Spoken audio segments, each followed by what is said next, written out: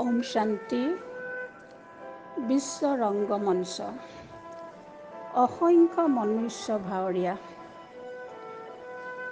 কাৰো সময় নাই, সকলো নিজ নিজ অভিনয়ত ব্যস্ত। সকলোকে কি লাগে কোনেও নাজানে, সেয়েহে সকলো অতৃপ্ত।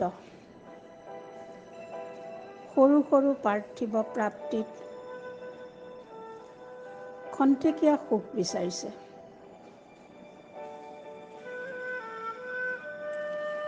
লক্ষ্য কি, উদ্দেশ্য কি, কোনেও নাজানে। কোনেও নাজানে আমি কোন, ক'ৰ পৰা আহিছোঁ, ক'লৈ যাম। কেৱল অভিনয়ত ব্যস্ত। কাৰো সময় নাই অলপ ৰৈ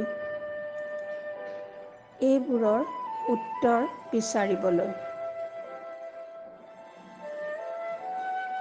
কাৰো অকণো আহৰি নাই খন্তেক ৰৈ ইয়াৰ উত্তৰ শুনিবলৈ। ব্যস্ত, সকলো ব্যস্ত নিজ নিজ অভিনয়ত। মই কোন, ক'ৰ পৰা আহিছোঁ, ইয়াৰ উত্তৰ মই ক'ত পাম, কোনে দিব। আমি সকলো লক্ষ্যহীন দিশহাৰা পথিক। মোক লাগে মোৰ প্ৰকৃত পৰিচয়, মোৰ প্ৰকৃত লক্ষ্য। নিবিচাৰোঁ মই পৰিচয়বিহীন দিগভ্ৰান্ত পথিক হ'বলৈ। তেনেতে দেখিলোঁ এক পোহৰ, ক'লে মই দিম তোমাক সঠিক উত্তৰ। যি দেখিছা সেয়া তুমি নহয়, যি দেখা নাই সেয়াহে তুমি। তুমি অব্যক্ত, কোনেও নেদেখে তোমাক।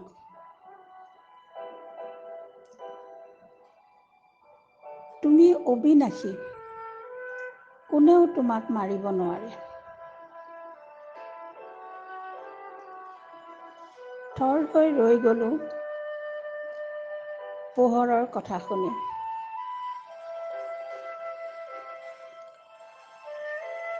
বোলে তুমি এক চৈতন্য শক্তি, জ্যোতিবিন্দু আত্মা। বিনাশী শৰীৰটোত মাত্ৰ অভিনয় কৰিব আহিছা। তুমি এই শৰীৰটো নহয়, তুমি এই শৰীৰটোৰ পৰা সম্পূৰ্ণ পৃথক।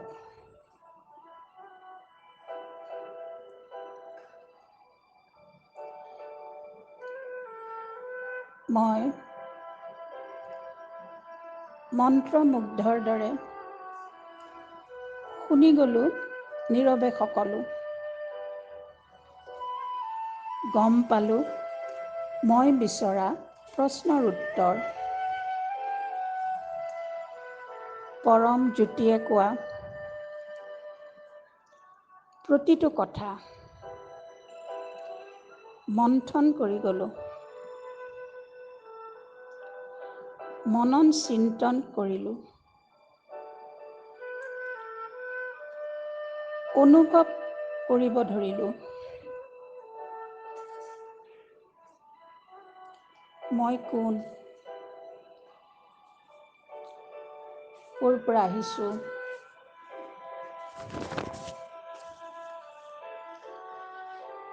মই কাৰ সন্তান,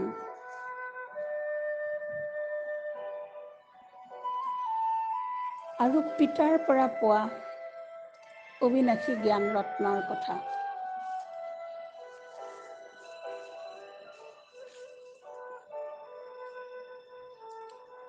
এই শৰীৰত কপালৰ মধ্যত বিৰাজমান অতি সূক্ষ্ম জিলিকি থকা মই এক জ্যোতিবিন্দু শান্তস্বৰূপ আত্মা হওঁ।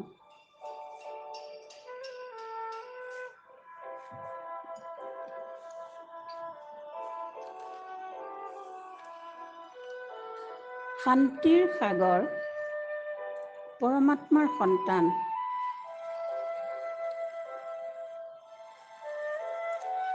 শৰীৰটোক চলোৱা, অনুভৱ কৰোৱা,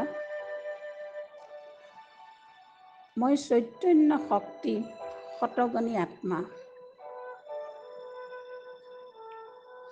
আহক আমি যাওঁ বাবাই কোৱা আমাৰ প্ৰকৃত ঘৰখনলৈ, নিৰাকাৰী পৃথিৱীখনলৈ, আত্মাৰ জগতখনলৈ, পৰমাত্মাৰ নিবাস স্থানলৈ, শান্তিৰ পৃথিৱীখনলৈ, সকলো বন্ধনৰ পৰা মুক্ত ঠাইখনলৈ, শব্দহীন সিপাৰৰ দেশখনলৈ, যিখন আকাশ তত্ত্বতকৈ বহুগুণ দূৰত, চন্দ্ৰ সূৰ্য তৰাগণৰ পৰাও বহুত দূৰত, হেঙুলীয়া ৰঙা ৰঙৰ, য'ত দেহৰ কোনো আকৰ্ষণ নাই, পঞ্চতত্বৰ প্ৰভাৱ নাই, সম্পূৰ্ণ নীৰৱ নিস্তব্ধ, পবিত্ৰতা আৰু শান্তিৰ প্ৰকম্পনেৰে ভৰপূৰ, অতিকৈ উজ্জ্বল এই জগত, পোহৰেই পোহৰ, সীমাহীন উজ্জ্বল পোহৰ, চৈতন্য নক্ষত্ৰৰ দৰে জিলিকি থকা আত্মাবোৰে ইয়াত গভীৰ শান্তিত লীন গৈ আছে।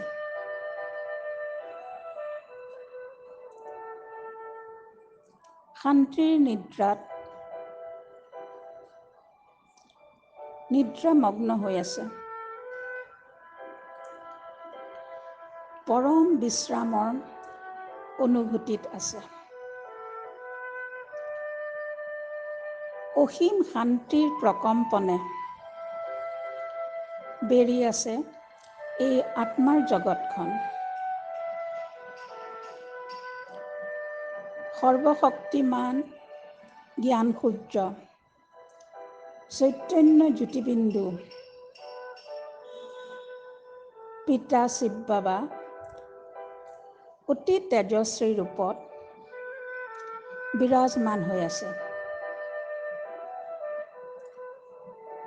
বাবাৰ পৰা অহা পবিত্ৰতাৰ কিৰণ সমস্ত ব্ৰহ্মাণ্ড বিয়পি আছে।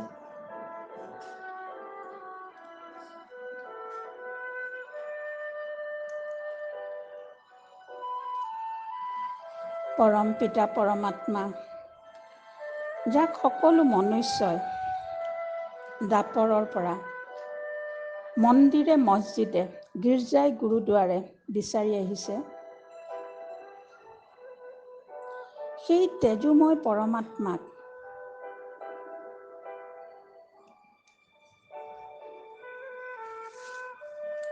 নিচেই কাষত পাই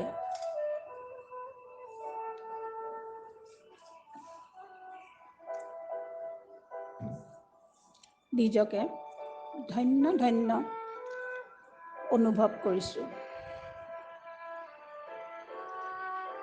বাবাৰ পৰা অহা শান্তি, শক্তি, প্ৰেম, পবিত্ৰতাৰ কিৰণেৰে মই ভৰপূৰ হৈ পৰিছোঁ। এই শক্তিয়ে মোক সম্পূৰ্ণ অশৰীৰী ভাৱলৈ লৈ গৈছে। বীজৰূপ অৱস্থাত স্থিত হৈ গৈছোঁ।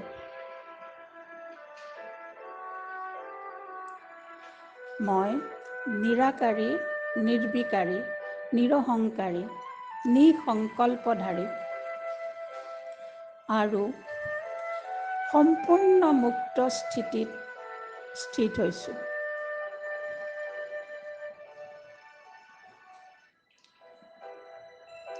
এক আত্মিক স্মৃতিৰ বাহিৰে মোৰ কোনো অনুভৱ নোহোৱা হৈছে।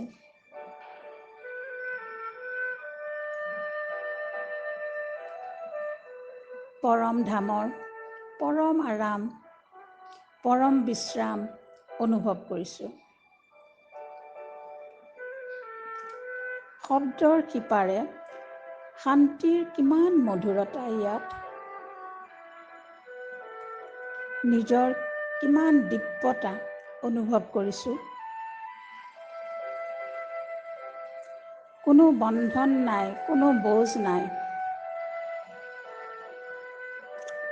নাই তত্ত্বৰ, নাই পদাৰ্থৰ সংসাৰ, নাই পৰিৱৰ্তনৰ চক্ৰ।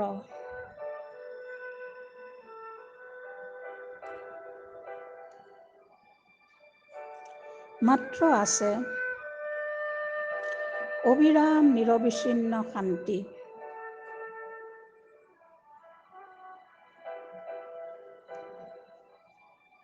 এই শান্তিতে আছে শক্তি। এই শক্তিয়ে মোক অচল, অটল, স্থিৰ কৰি তুলিছে। মোক একাগ্ৰ কৰিছে, সমৰ্থ কৰিছে।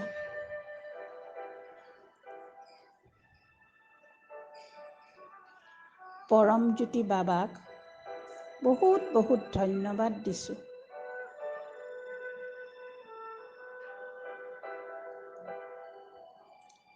সকলো শক্তি প্ৰদান কৰি জন্ম জন্মান্তৰৰ ভাগৰ আঁতৰোৱাৰ বাবে, জ্ঞানৰ তৃতীয় নেত্ৰ দি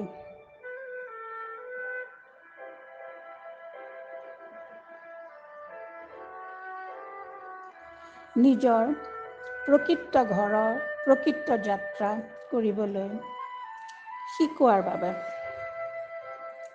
বহুত বহুত ধন্যবাদ বাবা। এই সকলোবোৰ প্ৰদান কৰি বাবা, আপুনি মোক আপোনাৰ ওচৰত সম্পূৰ্ণভাৱে সমৰ্পিত কৰিলে।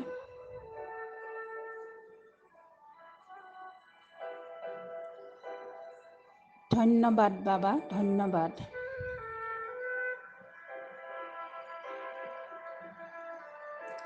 পৰম ধামৰ পৰা পুনৰ বিশ্ব ৰংগমঞ্চত অৱতৰিত হৈ মোৰ অকাল তত্ত্বত বিৰাজমান হৈ নিজ জ্যোতিবিন্দু আত্মাৰ উজ্জ্বলতা দেখি অন্তৰত এক আনন্দৰ জোৱাৰ উঠলি উঠিছে।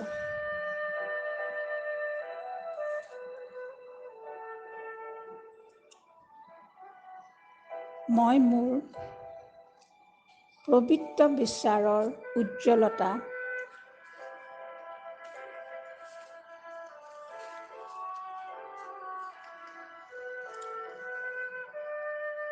শ্ৰেষ্ঠ কৰ্মৰ জিকমিকনি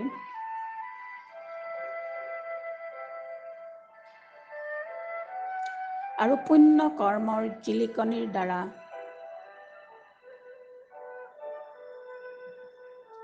মনত এক প্ৰসন্নতা অনুভৱ কৰিছোঁ।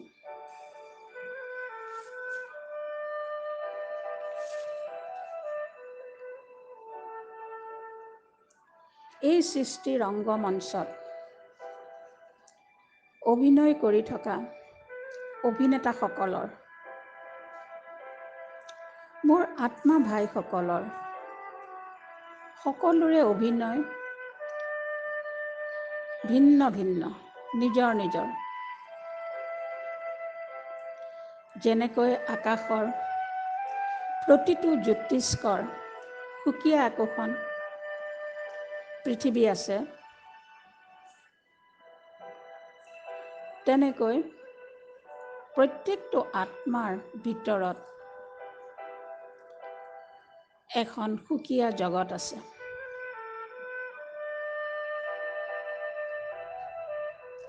সেই জগতৰ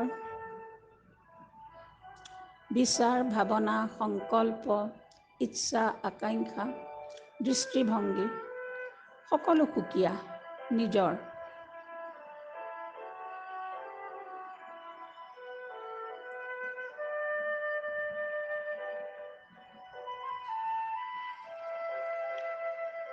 সকলো আত্মাৰূপী চৈতন্য জ্যোতিবিন্দুৱে শৰীৰৰ আধাৰ লৈ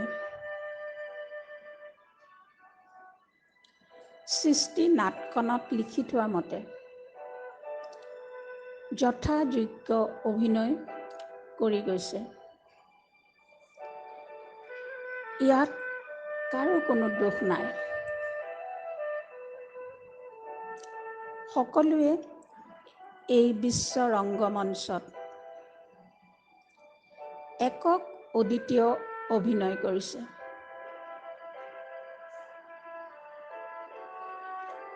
নিজৰ সমানত স্থিত হৈ বিশ্বৰ প্ৰত্যেকজন আত্মাক অন্তৰেৰে আদৰি লৈছোঁ। সকলোকে স্নেহ আৰু সন্মান দিছোঁ।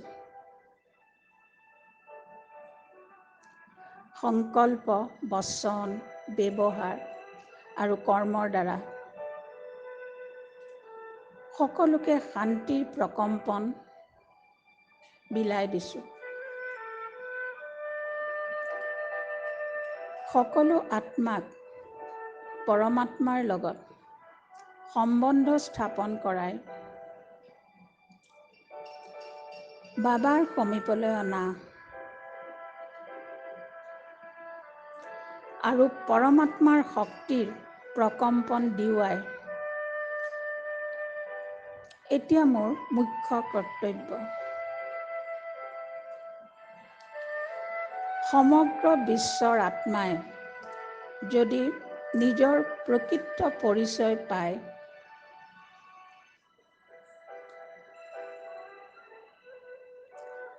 পৰম জ্যোতিৰ সন্মুখলৈ আহি যায়, তেন্তে ইচ্ছাৰ পাছত ঘূৰি ফুৰা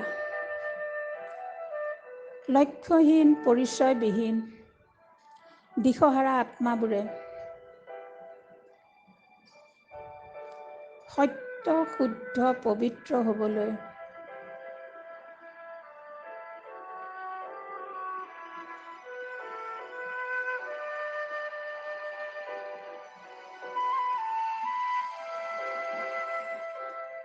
এক আধ্যাত্মিক যাত্ৰা আৰম্ভ কৰি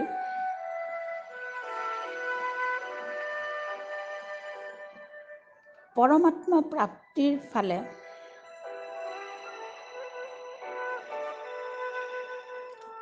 আগবাঢ়ি বিনাশী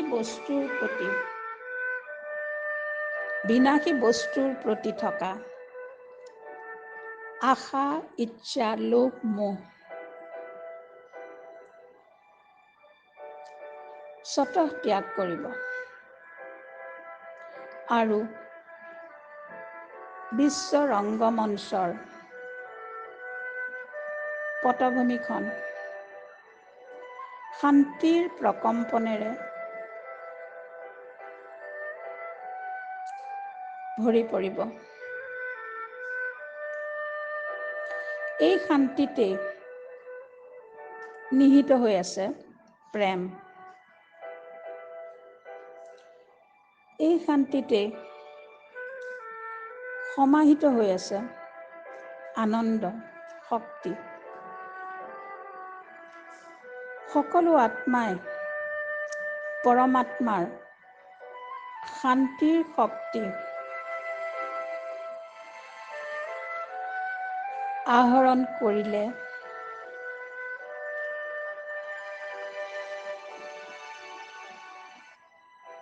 বিশ্ব ৰংগমঞ্চখন সুখ, শান্তি, প্ৰেম, আনন্দৰে ভৰি পৰিব।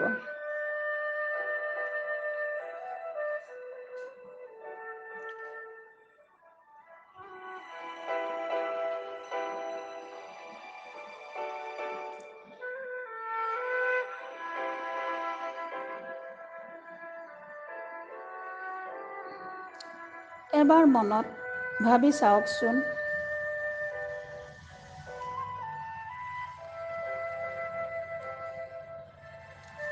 কিমান অপূৰ্ব সুন্দৰ মনোমোহা হ'ব সেই দৃশ্য।